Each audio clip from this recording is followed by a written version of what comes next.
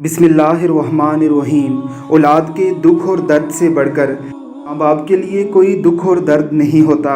ये वो दर्द है जिसमें हमारे प्यारे पैगंबर हज़रत मोहम्मद मुस्तफ़ा सल्लल्लाहु अलैहि वसल्लम भी इतने रोए कि आपकी मुबारक दाढ़ी तर हो गई जब आपके बेटे फौत हुए।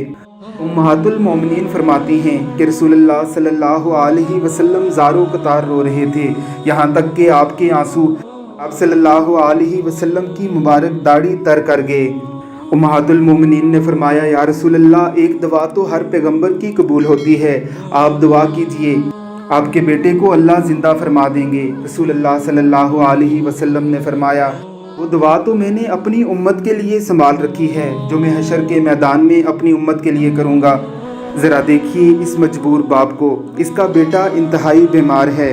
इस बीमारी की हालत में भी वो अपने बाप से इस तरह खेल रहा है कि देखने वाली हर आँख ही उसे देखकर नम हो जाती है। बाप बच्चे को इस तरह खेलता देखकर बड़ी ही कर्ब से रो रहा है।